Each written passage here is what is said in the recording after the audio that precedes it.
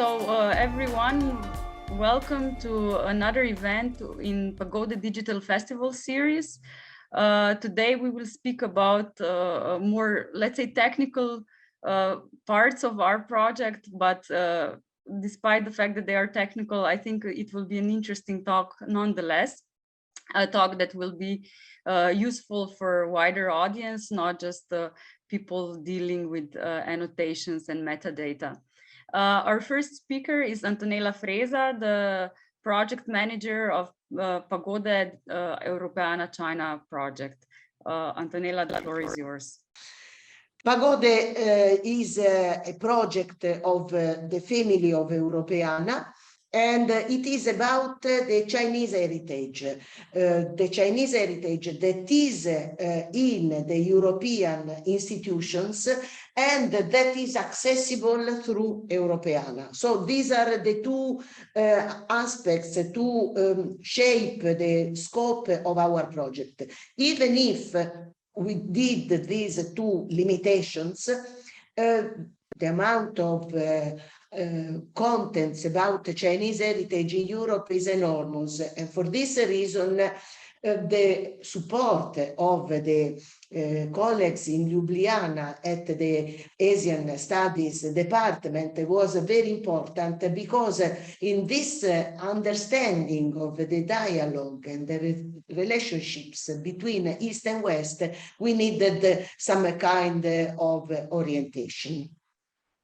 The consortium partner is made the partners that you see in the slide, coordinated by the Italian Ministry of Economic Development, and our project coordinator is with us today, because we thought that the project is not only about cultural heritage and digital access to cultural heritage, but because of its interest in Chinese heritage in Europe, it is a fantastic support to the economic development. In the relationship, in the economic relationship of today, of our contemporary relationship between Europe and China, the knowledge, reciprocal knowledge of what is our culture and which are the exchanges at the cultural level, important.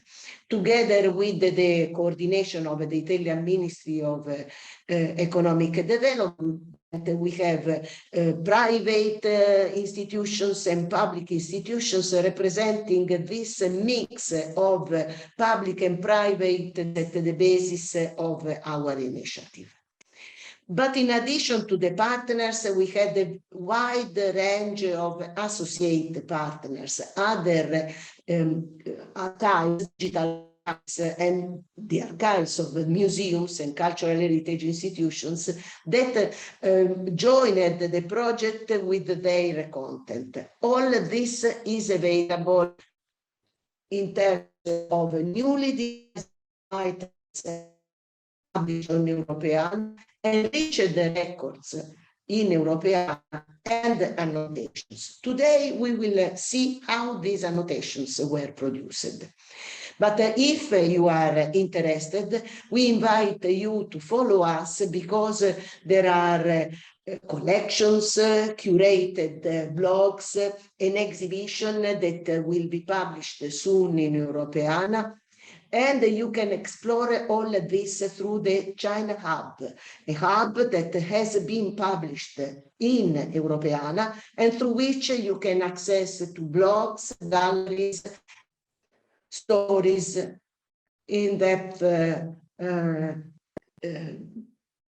curiosity about the Chinese cultural heritage, galleries that are based on contents aggregated in Europeana and in PAGODE and already in Europeana,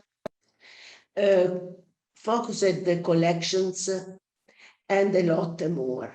A digital exhibition and the book are under preparation, and they will be announced and presented at the final conference. So put in your agenda the next digital festival appointment that is on the 3rd of February about influences of Chinese fashion, and the final conference of the Pagode on the 23rd and 24th of September 2021.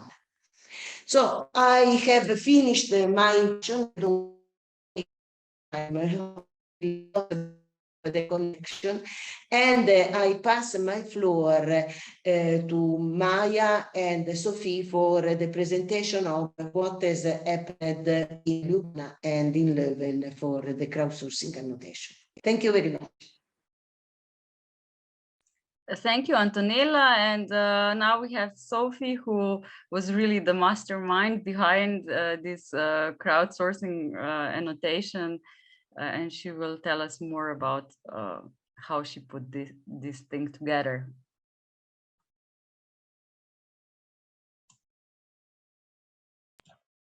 I'm trying to share my screen and unmute myself. Did it work? Yes, both on both accounts. Fantastic, thank you. All right, so as Antonella already conveyed, this Pagoda project is not only about adding new collections to Europeana, but also making the content that's already there, the legacy content as we used to call it, richer, better, more easy to retrieve, and more attractive to reuse. And it's exactly with this in mind that we designed a workflow for annotation campaigns using a very specific tool that I will introduce in just a few minutes. And with my part of this session, I wanted to dive a bit into the methodology. How did we set up this annotation campaign? What kind of China-related content did we use to furnish the campaigns? And how does it fit into the project flow?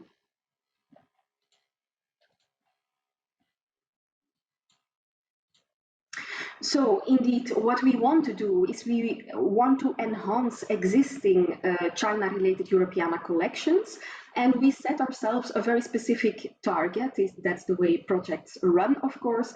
Our KPI in this case was 2,000 legacy records, and the tool of choice was the Crowd Heritage platform. It's a platform that we've got to know from previous projects, among which the Kaleidoscope project, developed by the National Technical University of Athens. It has been applied in different project contexts, which is a big benefit because it means that the tool has been tried, it has been tested, it has been approved every time. So it's a mature product. This is what it looks like. So everybody who hasn't done so yet, please try to surf to crowdheritage.eu. You can even add the word China to the end of this URL. That brings you immediately to the campaigns that we organized in the scope of Pagode. And you do have to make a registration or login on your account to be able to explore a bit more how this tool works exactly.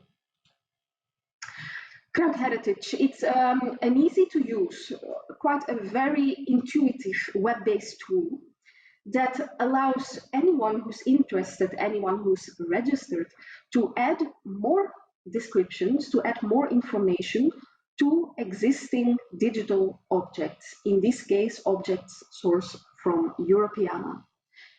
It's not only adding words to pictures, there's also a game element because you are kind of competing with everybody who's contributing to the same campaign. You are gaining points by doing that, which in turn earn you badges. You can go all the way to a golden badge, and you can even go all the way to the top of the leaderboard. How can you do that? Well, in two ways. You add new keywords to the picture that you will see ahead of you in the form of tags. And these tags are not freely conceived, they are selected from a controlled vocabulary. This controlled vocabulary actually is an integral part of the Pagode project because we combined established vocabularies such as the Getty thesaurus, the fashion and the photography thesaurus that we used in previous projects, we combined it with specific keywords designed for this project, among others, on the basis of the semantic research task performed by the University of Ljubljana. So what you do is you think of a word that you want to add to a picture, you enter the first few letters and see whether or not it's a part of this controlled list of words, and you can afterwards also upvote or downvote the words that have been added by your fellow annotators or your competitors. This is what that looks like. So I would enter the Crowd Heritage campaign. I will get this picture. I'm asked to tag it with significant descriptive keywords. I can see that already a few are there. And I can also see that already a few people upvoted some of these words. You can see that the black and white photographs has gained 4 upvotes, labor has gained 3, and so on and so on. What I don't see here is tools. So I would like to add tools. I start typing the word, my vocabulary pops up, I select tools, and it will be henceforth in the list where other people can either approve or reject it. Now, of course, for us to be able to conduct such a campaign, we needed content. And at the very beginning of the project period, we decided, okay, for 2,000 images, let's work around 2 annotation campaigns, because this allows us to include different types of material, for instance, photography and artifacts. These are materials that we saw quite prominently represented in the collections that our partners were going to contribute, but also the collections that Europeana already had on China-related heritage. We also wanted to work with, indeed, new as well as existing content, and working on 2 themes always enlarges the chance that you will have some people who can say something useful about either or both of them. So this was our very initial idea. I put in here a screenshot of a Google Sheet and on the right of a Google Doc reflecting our work process, because to find the right content towards these goals, we analyzed what was already in Europeana in terms of Photoconsortium partner collections. We wanted to start with content that we know very well, content that we control, so to speak, because these institutions are our partners. So we listed them in a big sheet. We abstracted the pictures that we found most appropriate, and we ended up with these compact collections, as you can see, of 707 items that we imported into the Crowd Heritage environment using the WIT platform. And again, WIT is a web-based tool developed by the NTUA in Athens, allowing users to build their own heritage collections. From WIT, you go very easily to Crowd Heritage, and this is where our very first crowdsourcing campaign with 707 Photoconsortium items was opened in the autumn of 2020. A compact selection, as I said, of trusted partners with a focus on images with a lot of detail. I specifically aimed for images that allowed for a layered description, so a description that could go, depending upon the type of user, either into photographic qualities, either into historical or societal factuality, either in very general descriptive terms. So I wanted to offer something to everyone, and therefore picked some talkative imagery, if you like. We launched it in the autumn of 2020, and the goals we set ourselves, because that's what you need to do with this kind of campaigns, we fully achieved. And what those goals were exactly is something that will pop up in Valentina's presentation. Now here you see that we went for the same campaign, Scenes and People from China. We went to a second version with many, many more pictures and more collections, 5 to be precise, in the scope of a KU Leuven student project, whereby 6 master students were tasked with designing their own promotional campaign and an annexed annotation event in the scope of their cultural policy course. And I'm happy to say that two of those students, Gelan and Emily, are with us today, and we will hear from them hopefully when my colleagues from Ljubljana University address the very specific student part of this effort. What they envisaged went into production in the spring of 2021 and used as material more existing Europeana datasets from Museum Virasto, Östasiatiska, and Deutsche Photothek. So not necessarily all Photoconsortium partners or project partners, but very relevant, high quality, and in most cases open China-related content from Europeana.eu.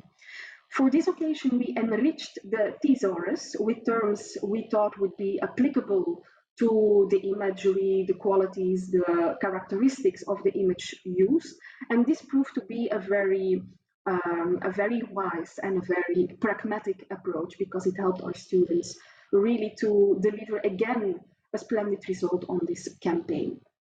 We closed it at the end of May, and I can already reveal that the quite ambitious KPIs we set ourselves were fully achieved. A second campaign was devoted to Chinese artifacts. It was kind of tailor-made for the students at the Sinology department of Ljubljana University because, of course, they possess the very specialized knowledge that you kind of need to be able to annotate pictures of, for example, Chinese bronzes from the Ming Dynasty or porcelain from the Tang era, and so on and so on. So we found it very, very useful for these sometimes very silent objects to start talking, making use of the expertise of the students. We launched this at the end of May because we wanted to catch the very final weeks of the academic year and not meddle too much with the students' exam period, but still get some of their expertise into the annotation campaign results. Again, the thesaurus was slightly expanded because we saw that these artifacts called for quite specialized and quite specific keywords. Closed at the end of July, again with marvelous results. I'm sure Valentina will come back to them at the end of our talk. As you can see here, again, we picked from as open as possible collections in Europeana. You see some Rijksmuseum there, you see some Wereldculturen, you see some of the Scandinavian collections that focus on China. And then finally, because partly of the successes of these students' efforts, we decided to implement a summer sprint. So actually our annotation campaign went extra large. And we decided that for the whole month of July, we would give a small number of students a dedicated task to let themselves go completely loose on, again, a new number of Europeana datasets, this time including new content that was published to Europeana in the scope of PAGODE. These are the collections the students could choose from, and as you can see, our partners such as Benaki Museum, United Archives, Promoter Gallery, Kikirpa Brussels were now very well and very prominently figured in this selection. What do you do with all the information gathered at the end of such a campaign? Well, of course, you try to close the loop so that none of that information gets lost.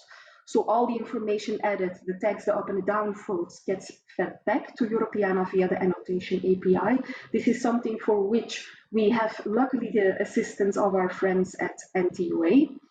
But before we do that, we need to review everything that has been added because we want to make sure we added significant and impactful metadata. And so there's a human in the loop, in this case, a curator that reviews every single data, every single digital object, and all the tags, all the votes that have been attached to it.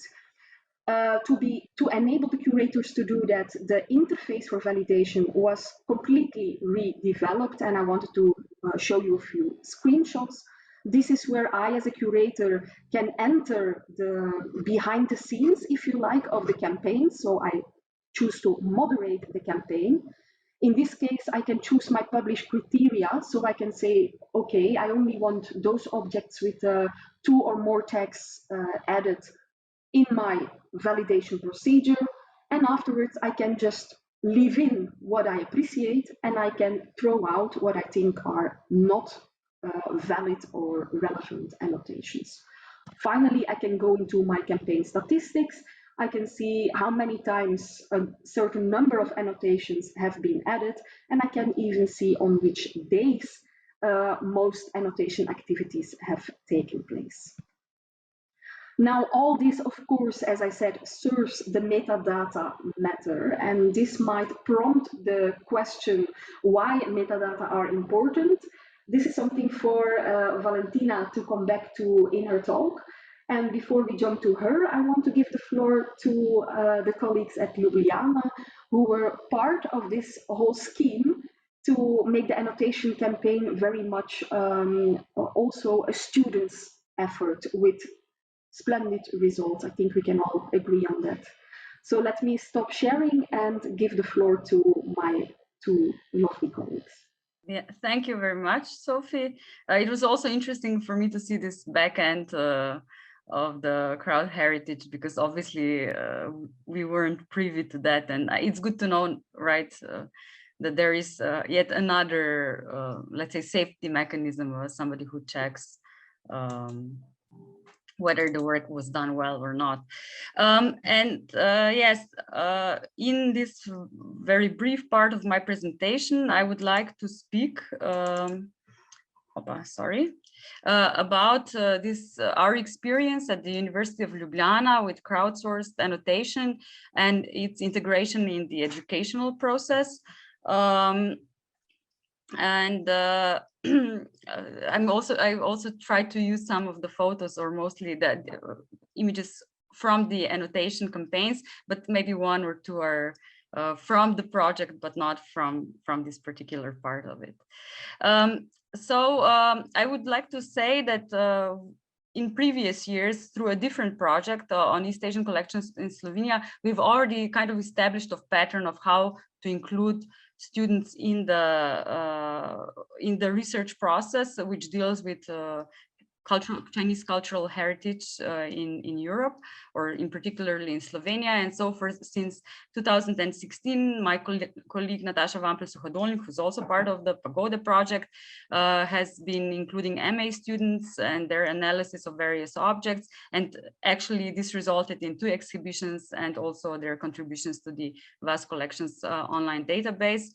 And then since 2020, sort of following her example, I also started working with undergraduate students and with a little bit easier part or topic, which is annotation of postcards or analysis of postcards. And these 2 are included in the online database. So both of us, we already had some experience with including this type of work, let's say, in our regular courses. Although we are focusing here on the crowdsourcing campaign, I would also like to point out that our students were included at the different stages of the project of defining the semantic background, but at more demanding stages, we only included PhD students. So, for example, in creation of keyword list and refinements of the keyword list, we included 2 of our PhD students, one of whom you'll also hear speak today. And then this same student, Tina Berdais, she was also helping with part of the validation of the enrichment process, the validation that was related to ceramics, which is the field of her specialty. So she is a student, but she's also very much a specialist. But for this crowdsourced annotation part, we've used a much wider pool of students, both BA as well as MA students. and not only in sinology, but also in Japanese studies, which is sort of related field. But of course, it doesn't mean that simply because it's in East Asia, you really understand what's going on in China, right? And all in all, we had 11 BA students and 11 master students participate in the 3 campaigns that Sophie has already mentioned. So what we did was really just you know, use our power and privilege as teachers, and sort of force the students to complete annotating as part of their course requirements. But I think this was perhaps the nicer part of our courses, or the easier part of our courses. So we set certain targets for annotations and votes, that is up and down votes, as course requirements, and we've selected which group of students should do annotation on which campaign, on which type of objects, based on their on the type of course and on the level of their studies or their supposed level of expertise. So my colleague Natasha, who teaches courses on art history, she basically asked, she basically assigned more demanding objects such as ceramics, artifacts, and so on, while the BA course, although it did include it was the course for third-year students, was a little bit easier, and it focused mainly on the images, so basically the photographs in the first in the first annotation campaign. Now, I would just like to say briefly what I thought were the really valuable parts of adding this activity to the other course requirements, to the other assignments students had to complete in order to finish the course. The most important one is surely the transfer of knowledge that students gain through lectures, and putting that knowledge into practice. So application of the things they have learned in concrete examples. And sometimes if you work on China, it's not perhaps as easy to find opportunities to do so as it is, for example, for cultural studies. So we really appreciated this chance and to have an activity like this in our course. And the really good part of the activity is that on the one hand, it is challenging. You're looking at these objects, you are trying to apply your expert knowledge to things that you see, to the artifacts, to the paintings, to the way they're colored, the imagery, and so on. But on the other hand, it's still not that difficult that you know, it would discourage you from actually doing so. So it is challenging, but it's not daunting. And the good thing was, as Sophie has already pointed out, that we had a mixture of expert and non-expert keywords. So even if you did not know what exactly it is, you were unsure, you could still find some keywords that you could assign, some annotations that you could, some tags that you could assign to particular objects. And of course, having mostly photographs and other images made the job much easier. Especially because we, as Sophie also mentioned, we've imported a lot of previous photography project keywords into our keyword list. The other thing that has already also been mentioned is the quick learning curve of the crowd heritage tool. So it's not something that would require a lot of explanation on my part or testing if students understood what they had to do. It was very easy, very intuitively, they could immediately start annotating. And that's also a very important thing from pedagogical point of view, because sometimes you cannot afford assigning a certain amount of time, too much time for simply teaching the students how to use the tool that they're only using for perhaps one course, right?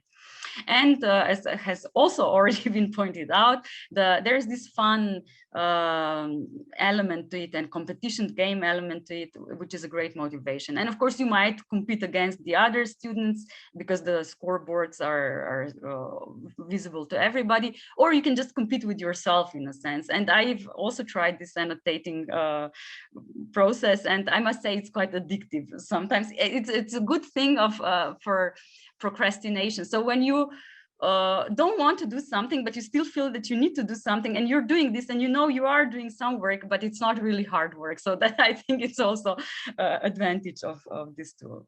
As for other more broad advantages, pedagogical, what I've really appreciated from the project as a teacher is that through this very wide variety of collections, it gives a very good insight into what cultural heritage objects we have in Europe, and just simply making us all aware that all this rich material is already accessible in Europeana library.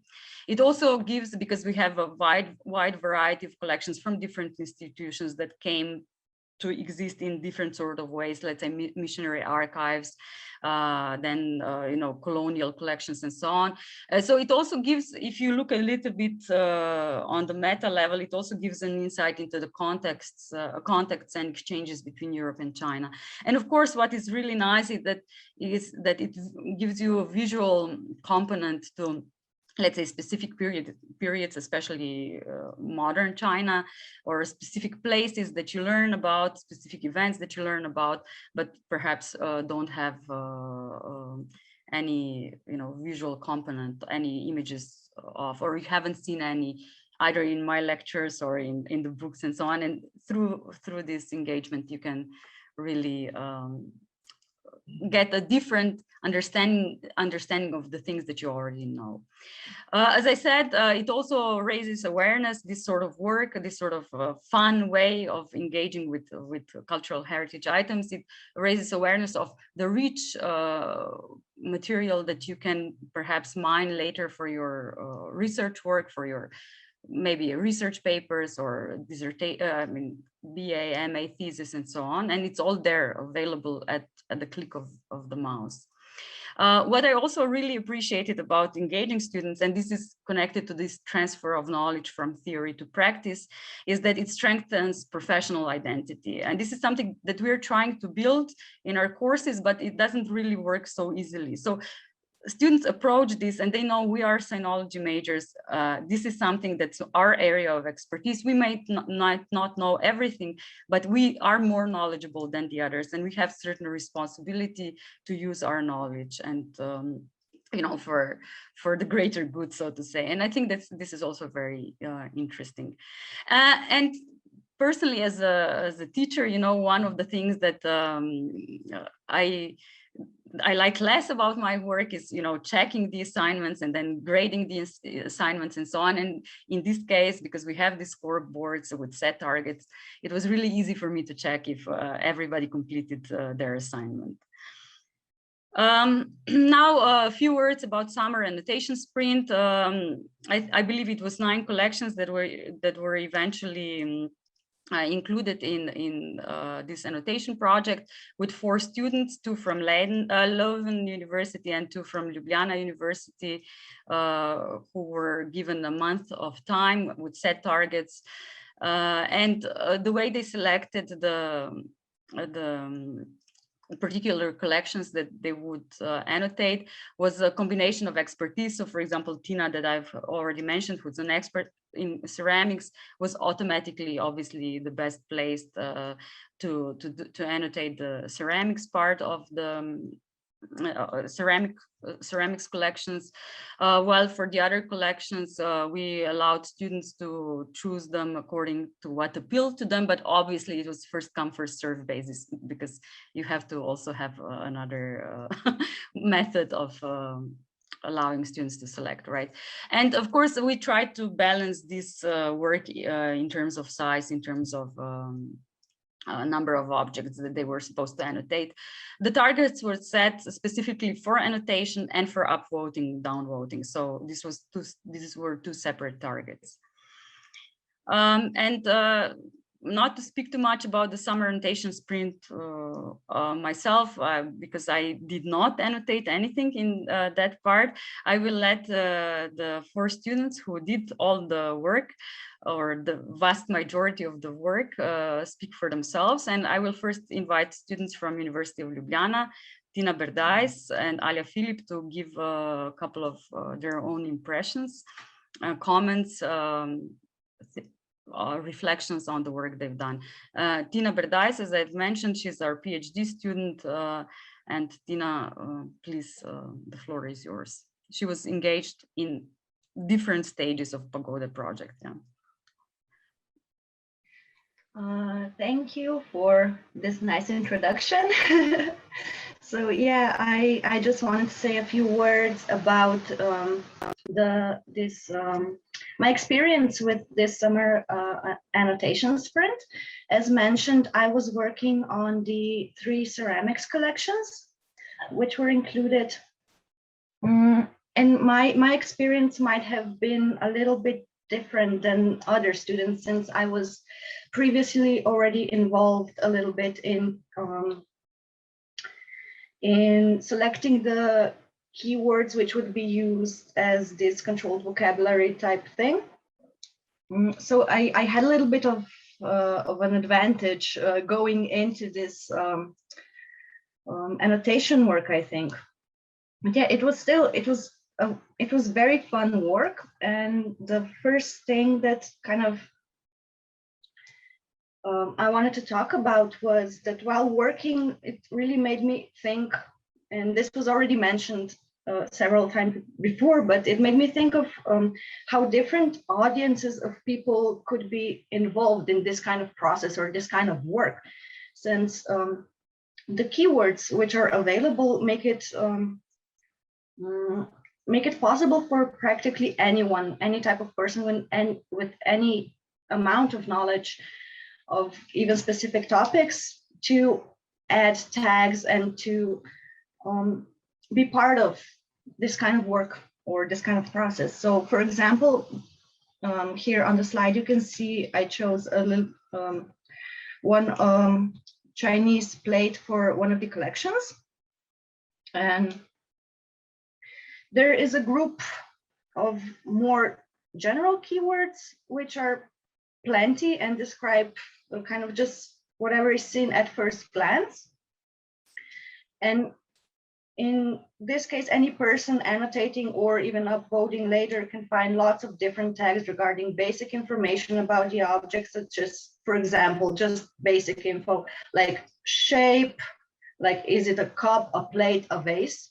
And they can also find plenty of tags describing simply decoration or motifs, such as it's a scene of a Chinese garden, there are flowers, there's vegetation, peonies, and so on. And then another person who possibly has more specific knowledge about Chinese ceramics or even just ceramics in general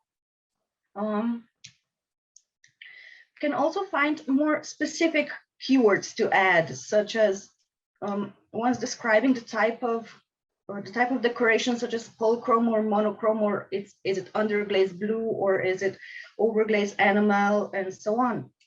And also different styles, such as more specific like famille rosé, as you see in the example, or Chinese emery, and so on.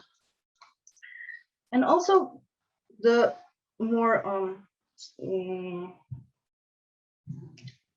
more specifically, like the type of ceramic that they see in the pictures and can be recognized, such as, is it earthenware, is it stoneware, is it porcelain, is it low-fired ceramics, is it high-fired ceramics?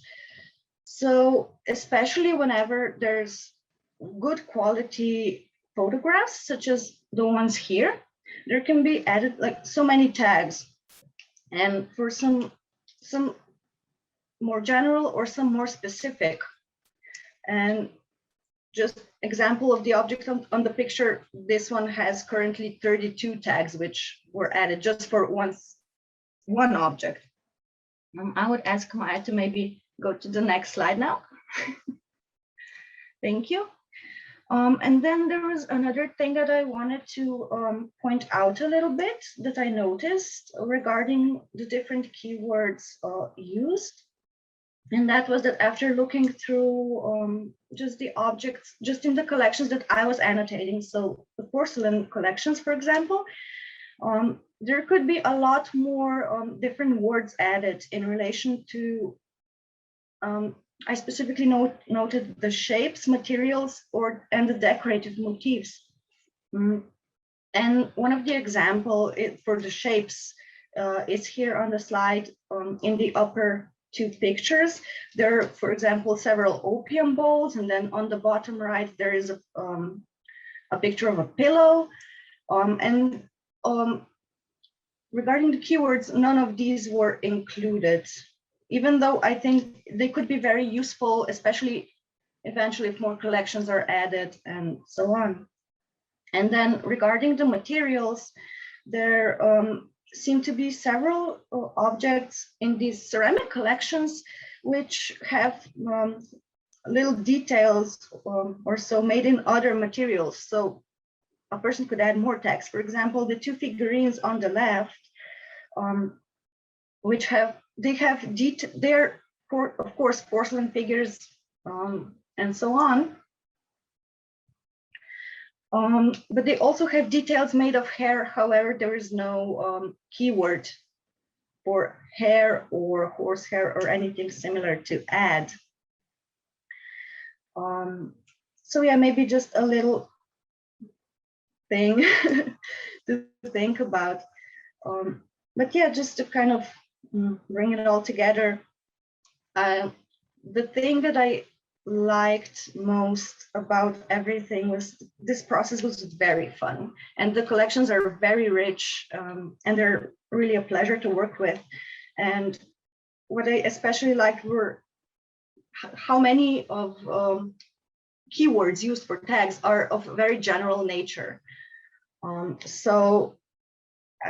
And also with the point scoring, like the scoring system, the collection of points, I think it can really bring this kind of project to a wider audience, and it really enriches the experience for the people who work with it. So yeah, I think that it's great and it's a lot of fun. And I just wanted to thank also everyone to give us students a chance to participate in something like this, because it was really a great experience. So that's it from me. Thank you. Thank you, Tina. Yes, and I also thank you for bringing this issue up.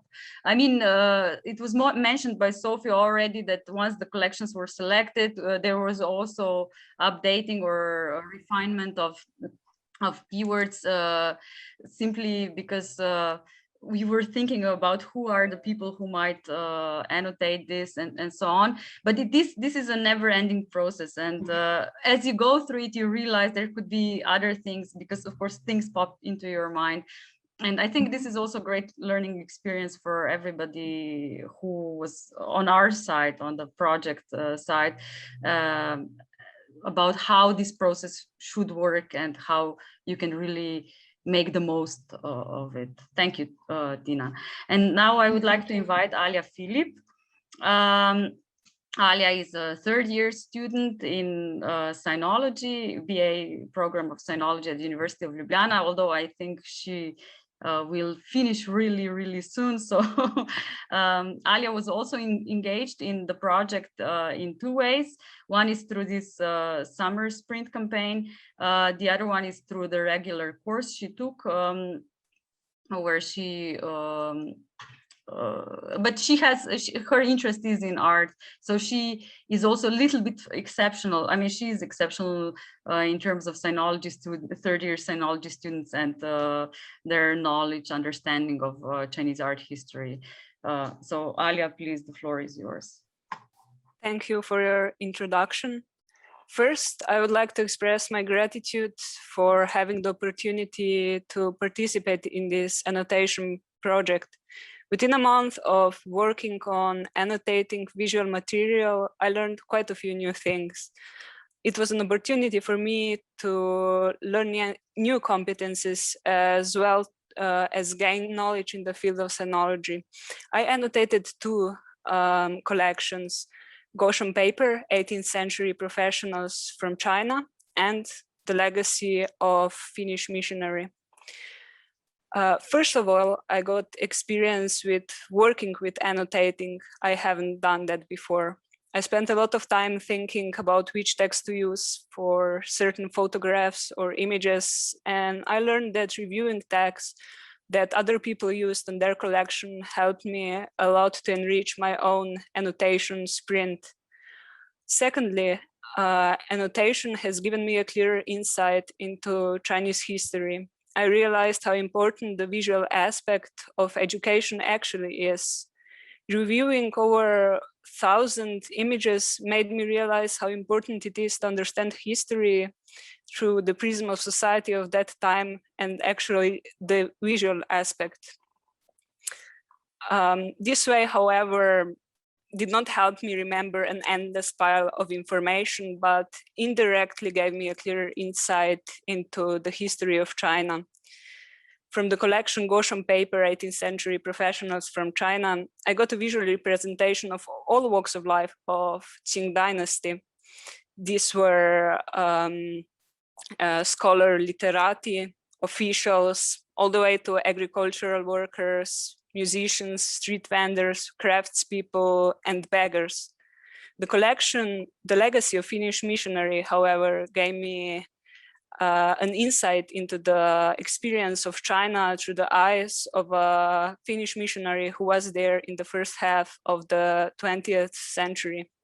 His photographs covered the following themes: architecture, portraits, group portraits, as well as beautiful landscape scenes from nature. Lastly, in addition to a clear insight into the history of China, I also acquired competencies in gathering and searching for information in visual material. Annotation allowed me to face the exploration of visual material with very little written information. So I learned what all comes into play when I handled the analysis of photographs and other depictions. To conclude, I would just like to say thank you once again for this unique learning opportunity. Yeah, Alia, thank you very much for this thoughtful report, or this quite deep reflection on the work you've done and the advantages of participating in the project. And also thank you for another broad push in, in direction of including more visual material in our lectures, because also I am not a very visual type, but I also appreciate very much working with these things. And now that we know that these images exist and many of them are free to use, some are free to use for educational purposes, that we can really draw on this wealth of material when we design our lectures and the assignments for students. So thank you very much. Now I would also like to invite the two Leuven University students who participated in the summer annotation spring, Gulanson and Emily Jane Benson-Coleman, to also share their insights or reflections, thoughts on the project. Gulan, please go ahead. Can I share my screen? Sorry, can I share my screen? So you just press at the bottom, you should see a green arrow or a green square with an arrow. Yeah. It will work. Yes, that's perfect. Okay.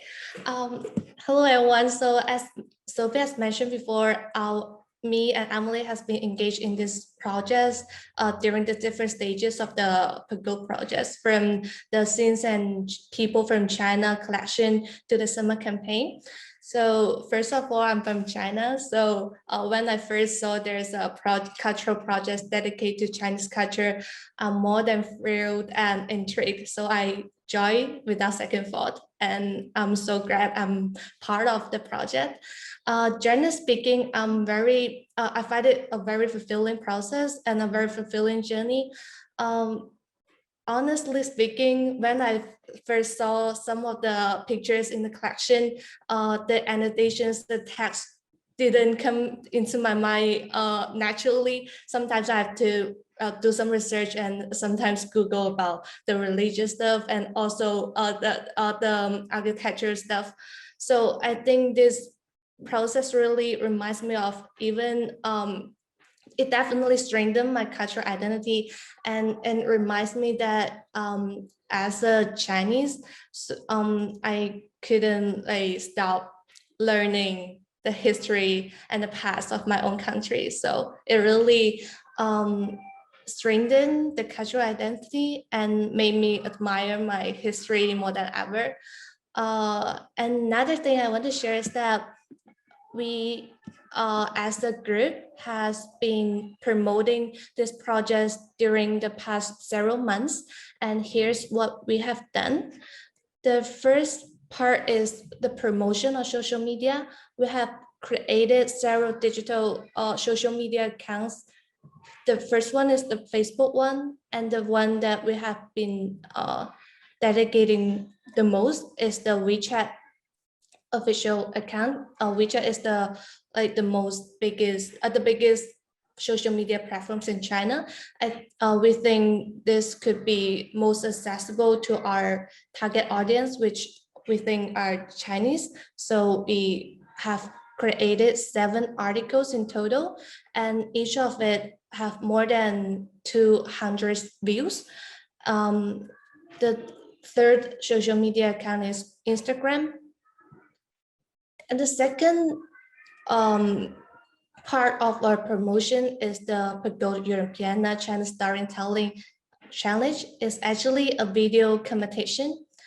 Through this competition, we invited all those Chinese culture lovers to pick his or her favorite picture from the PAGODE collection and explain 1 or 2 minutes about why they love that picture and why that picture interests him or her.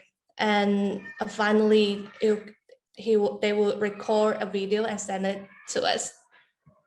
So this is the caption we use to promote our campaign. And we want to express our sincere thanks and gratitude to all these jury members. They are always so supporting and so they are always give us the warmest support, and we sincerely thankful for that. All the participants will receive a certificate from us, and we selected 6 video winners and send them not only electronic version of the certificates, but also the physical ones. To promote this campaign, I also created a demo video of how we can use the Cloud Heritage platform to make it more accessible to our users, because some of our potential users reported to me that they find this website sometimes didn't work so well in China. So I created this video to help them understand it a little more clearly. And this is some statistic of the event post. After 1 week after I post the article of the video challenge, more than 500 people have showed their interest and read the whole article. And in total, from April to June, there are in totally nearly 1,000 views in our WeChat accounts about the article. And here's a short video about how this video is a preview of the winners' videos, but this is actually accessible in the Photoconsortium website. And I want to thank Valentina for making this amazing page. We announced the winners after the campaign. Then here is our final result. We have received 13 participants in total, and we select 6 after our judges has made their marks. This is actually a personal story, which is kind of a supporting point to what the previous speakers has mentioned. I use this experience to my research into the analysis of the necessity and justification behind the priorities of European Strategy 2020 and 2025. I used the crowd heritage as a case study to support the priority, the second priority, which is to promote data quality, and also identify some common errors with each enrichment state when we add our text. Here is some of my outcomes. I will not say to go deep into it, but I just want to tell everyone that I'm very grateful for having this opportunity to join this campaign, and this is actually a great potential research sources for all our students and other researchers. Yeah, that's what I want to share. Thank you so much. Thank you very much, Golan, for this interesting presentation. I mean, you've done a lot of work, and I'm sure you've contributed immensely to popularity of our project, especially in China. And that's also one of the audiences we were hoping to reach. Thank you again. Emily, will you? I'm not sure. You are here. Yes. Do you want to say a couple of words? Yes. Please go ahead. You just have to unmute your microphone. Oh, hello. Sorry, I didn't even realize I was still muted. But yeah, I'd like to thank Galen for giving a great presentation about our past year's group project for the people and scenes of China and the promotion of getting people involved with the storytelling challenge. And I would just kind of like to sum up my experience with the annotations challenge. So I participated in From the Land of the Rhine, in the Land of the Rhine to the Empire of the Dragon, and Viaggio in China.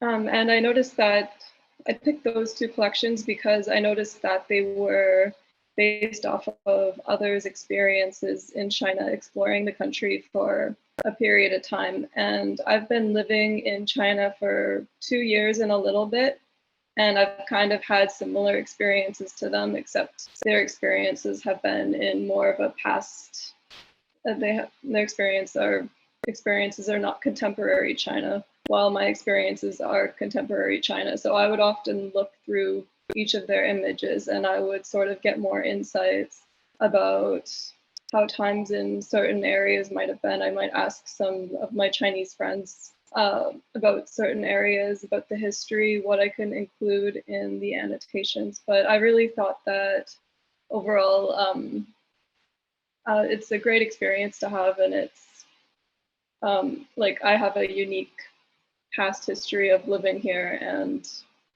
I can relate to their experiences, and I just find that it's more of a reflection for me to learn about Chinese history, and I could and just think of certain words to annotate how my experiences relate to their experiences, and then seeing other people's annotations added after I put mine, and it's just a constant perceptions on how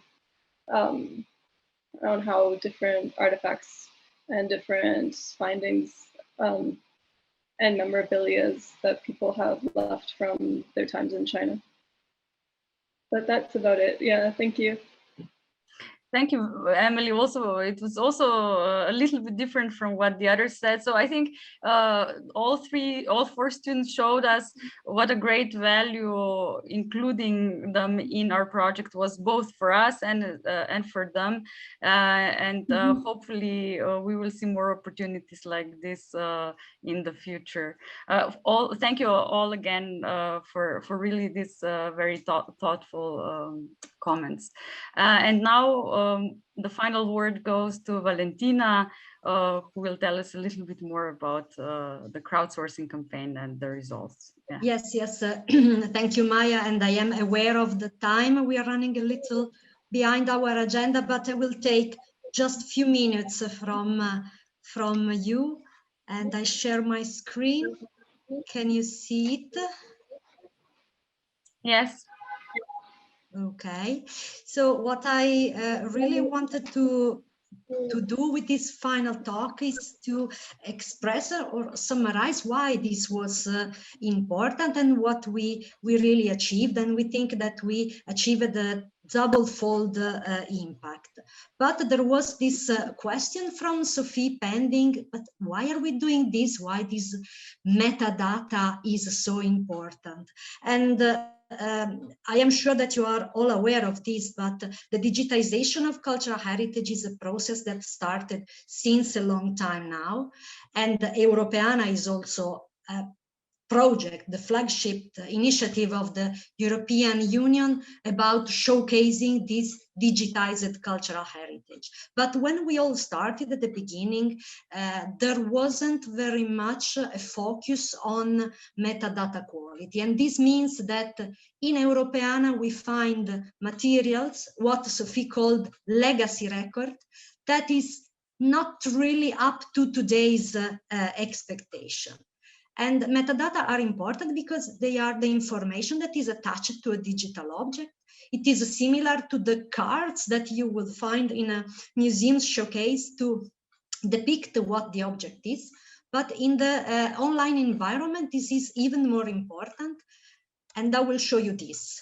And I know that some people in this room know about this object, but if you don't know about this and you meet it on the internet, you will never understand what it is. And I will reveal the truth. It is a pigeon flute. It is a sort of devices that was attached to pigeons so that they emit this nice sound when the bird flies. And if you are not a specialist, you would never understand from the image what this object is. And that's why it is really important to put relevant information, rich information attached to digital objects when you publish these on the internet.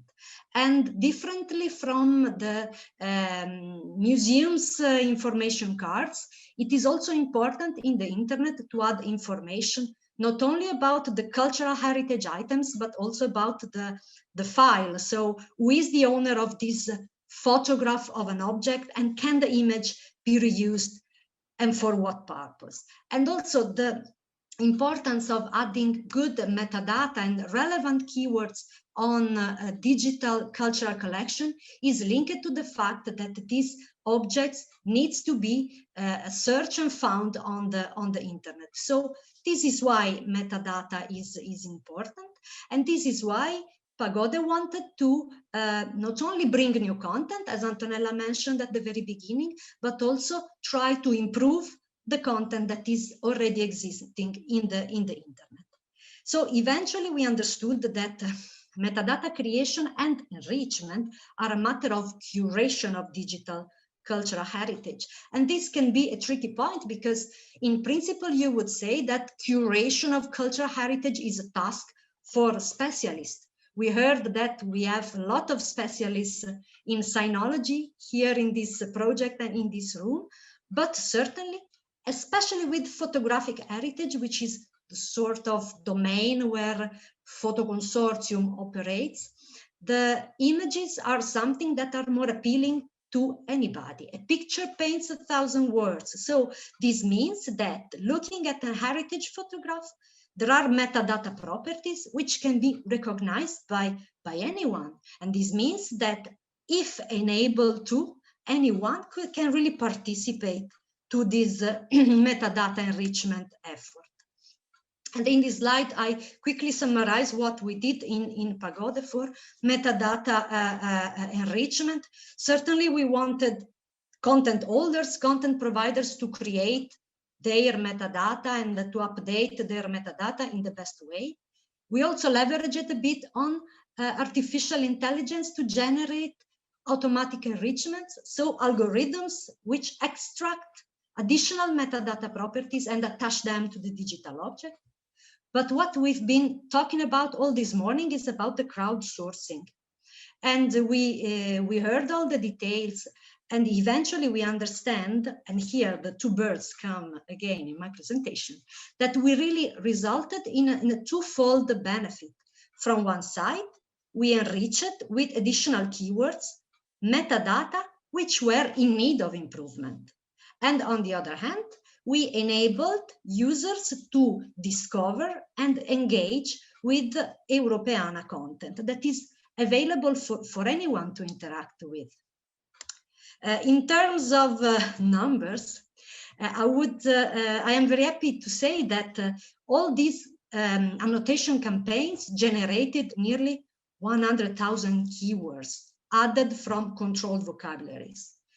These 100,000 keywords have been reviewed in a process of validation, and the result of this validation will be then forwarded to Europeana in order to publish these additional validated keywords to existing records. And this will improve records which originally had poor or incomplete metadata.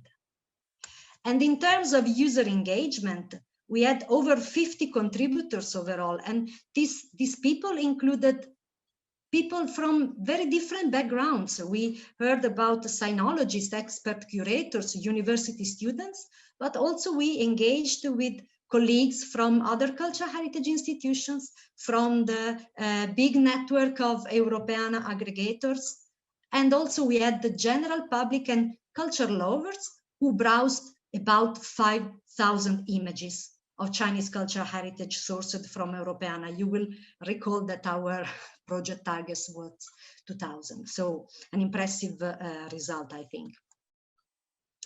So eventually, and this is my final slide, we understood that we created a sort of PAGODE recipe by blending together various elements. Certainly an easy to use platform which has a gaming or challenging element in it. We heard this story already from Sophie and Maya and all the colleagues. We put together compelling content to explore, because indeed to entice interest in the users, the images to be browsed should be nice to see, interesting to see, full of details to unveil, etc.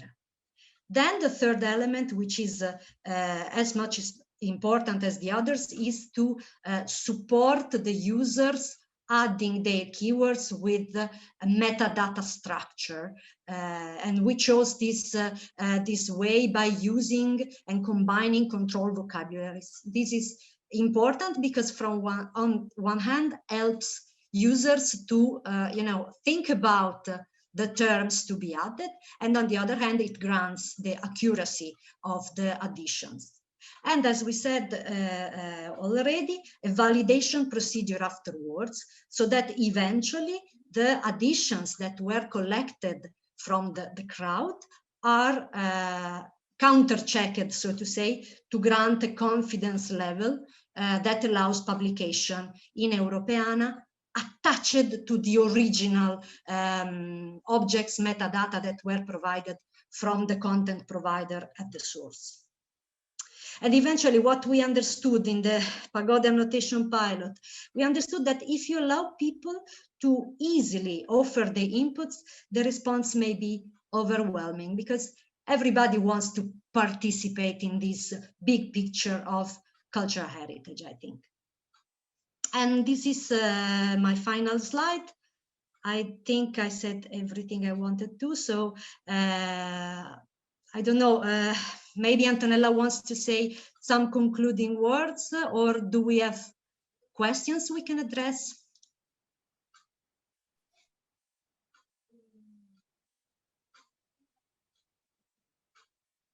So if there is no question, I see that we are already over the time that we assigned to the event. It was very rich, full of information. So thank you, everybody, because I think that it was nice also to hear the experience of the people who participated in the crowdsourcing. We prepared the environment, but it is nice to see that we reached our goal, that was to have good enriched annotation and engagement. This double result highlighted by Valentina was originally in our mind, and we are happy to hear that we reached this goal. It was nice to see that not only partners participated in the event of this morning, but also new members of Photoconsortium of the community of Europeana. So we hope that this short insight on the experience of annotation in PAGODE will be helpful to launch new initiatives. As you know, the projects are short, these projects of Europeana. So we are approaching the end of the project, but this is not the end of our story. It is not the end of Europeana, naturally. So please continue to follow the initiatives of Europeana. It is not the end of these kind of projects. There are already new projects on intangible heritage, on the 20th century of change. So there are many stories that you can find around Europeana, but it is not the end of PAGODE, because we wanted to continue what we have done in PAGODE, and so we will keep in touch. Thank you, everybody, for your participation. Thank you to the partners, because this was possible because of the strong engagement and the commitment of the partners. And thank you to the students who participated in this annotation pilot. So the word to conclude to Maya, our hosting partner. No, I just also wanted to thank all today's presenters and students especially. And the video, an edited version of the video will be available, I think, in maybe a week's time on PAGODE Project's website. So if you want to share the information about this experience, please feel free to share the video with others. Thank you again, and I wish you good lunch and a pleasant afternoon. Bye. So bye-bye. Bye. Bye-bye. Thanks. See you Ciao, soon. everyone. Bye.